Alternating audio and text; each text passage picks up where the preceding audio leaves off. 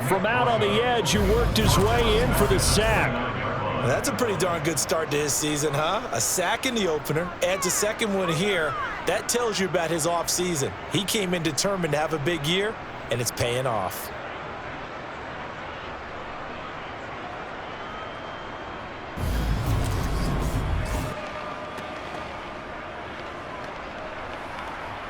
So now following the sack, Fields and the Bears looking at 3rd down and long. Now on 3rd and long, they'll look to throw. And this will be caught by Mooney. They'll get 8, but they're going to have to punt here on the opening drive because that's not enough. That's certainly playing down and distance very well by the defense, isn't it? Take whatever you want underneath by all means.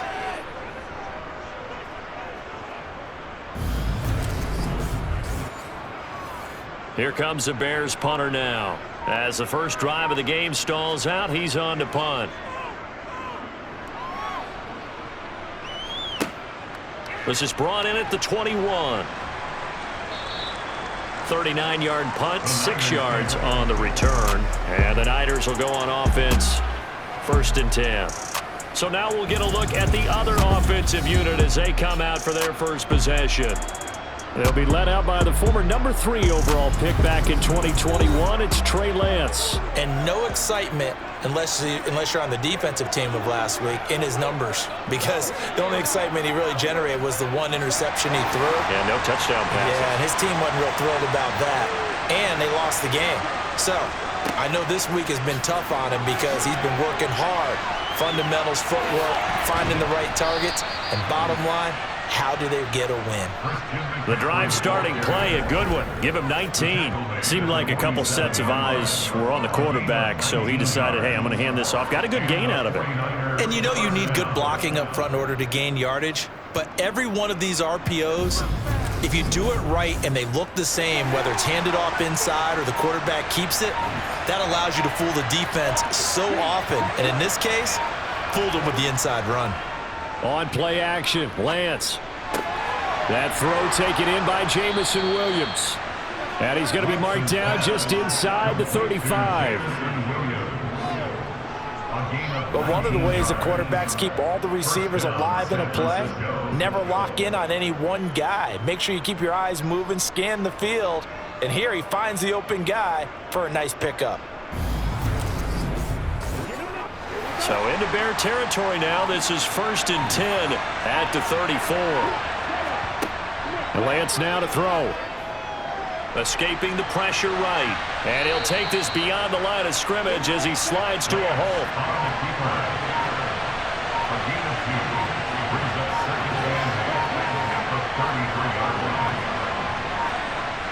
They just do get the playoff as he'll look to throw. Throwing middle, and it's complete. And he's going to have another first down as the tackle's made here at the Bears' 21. 12 yards there as they move the chains. Pretty solid opening drive here, Charles. They've worked in the run game, the pass game, just steadily getting yards, and now they've got it inside the red zone here with an opportunity. And the only thing they don't have so far is points. But the way that they're moving the ball now, that shouldn't take much longer.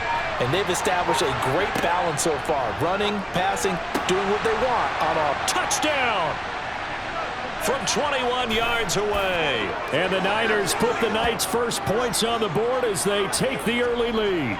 Pass interference. Defense. So obviously they will decline the penalty there, and the result is 6 points. That penalty is declined.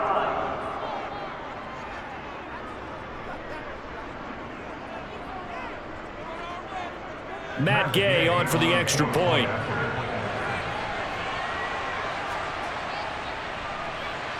And the 49ers grab a 7-0 lead. The drive summary that time, 5 plays. And the end result for the 49ers, a touchdown.